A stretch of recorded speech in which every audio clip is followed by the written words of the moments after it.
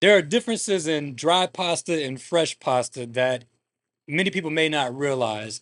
And to my knowledge, we have extremely limited access to fresh house-made pasta here in Florence. And so today I'm at Il Buongustaio restaurant on Celebration Boulevard, and I'm joined by Chef Alessandro Solares, and he is going to show us the fresh made pasta that is offered in-house here at the Il Buongustaio Italian Eatery. Hey Sam, thank you for having me again, so we can show to our Florence customers and whoever follows us how we do our pasta here in El Buongustaio. So we have a basic ingredients. We have a semolina flour. They actually we comes from Italy, and then we have I use pasteurized eggs, so I make sure that everything is safe, and salt, Mediterranean sea salt. That's it. We mix all in this machine. There is actually a pasta machine that we brought from Italy, and we got a brass dice, which they most of the experts say the bronze dies make the best extraction pasta. Okay, we just go ahead and pour the flour in the machine. It's a very simple process. You just have to look out what you're doing and pay attention. So now we close it, put on a safety gear, and we just start mixing the flour. And now what I do, I pour about half of the eggs inside. I let the machine mix it up very well, and then I will add after a few minutes. I will add the rest of it.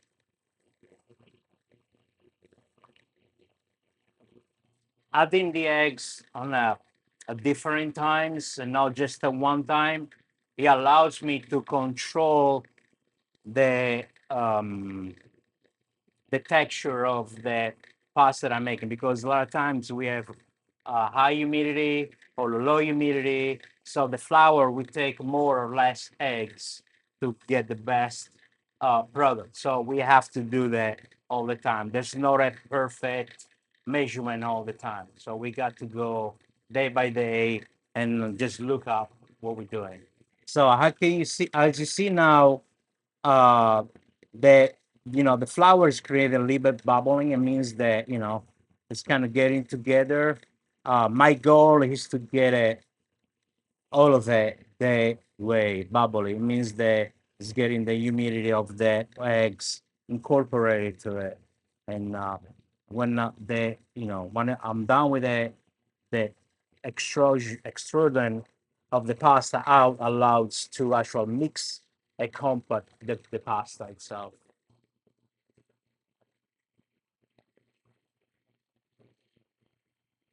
There you go. I always throw away the first part because allow the piece to get warm so the pasta actually comes better. So if you come closer, you can see the the grain of the spaghetti is very porous. So they allow when you cook the pasta, the sauce to get stuck to it, and that's the fact that this kind of dyes, the bronze dyes do, the brass, sorry, dyes do. It's about the length I do, and cut it off, and this is a half portion. So I wanted to explain this because it's a subject that uh, I get to deal almost not every day, but very often. So I hear people talking about al dente, not al dente, it's overcooked, or whatever. So I want to make sure that people know when you're making fresh pasta. And I know right there's a lot of people that make fresh pasta and all the stuff. In this particular case, this pasta is an egg pasta. Um, there is a very different when you eat it, fresh pasta uh, versus the dry boxed pasta. First of all, The pasta, it's water and semolina flour by by denomination. That's all they can use it. Especially in Italy, there is a law that doesn't allow to use anything also from the durum pasta, unless you're making egg pasta, and then you gotta say what you use, everything. But the difference of the two are that obviously fresh pasta and fresh pasta. For me, change the taste.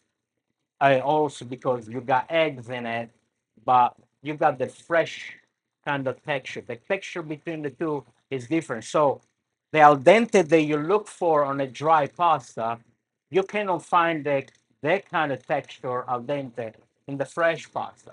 It's very different because this is soft already, even when it's raw. So you never will find the al dente like you usually find on the other pasta, the dry ones. Okay, so we choose here to do this fresh pasta for everything just to have a consistency on a product, on a pasta. And I don't buy dry pasta at all. That's all I use. So I mean, the only difference you can have is the texture and flavor. Then it's all it's all personal. After all, after that, it's relative. Because you can feel it more al dente or less al dente or thing. Usually, I cook this pasta for about 8 minutes and a half ish. Uh, Now, if I'm doing penne, if I cook the penne, just because the penne are a little thicker, it will take a little longer. It will take at least 2 minutes or two and a half to cook and keep it al dente. But usually it's a standard like a minute and a half to for all pasta, but fresh. And that's why I do fresh pasta. Allow me don't to pre-cook my pasta. Otherwise, if you have a regular dry pasta, usually a penne or macaroni or those kind of things, they take at least 12 minutes to be cooked. So you understand on restaurants, not many restaurants have the time to cook it by order that kind of pasta. Okay, because it will take long. That's one of the reasons that I choose to actually do fresh pasta. So I cook the pasta by order. I don't have a pre-cooked pasta.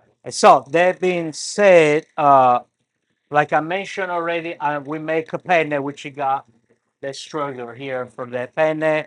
We make spaghetti, and then we make our campanelle pasta, which they are made with basil.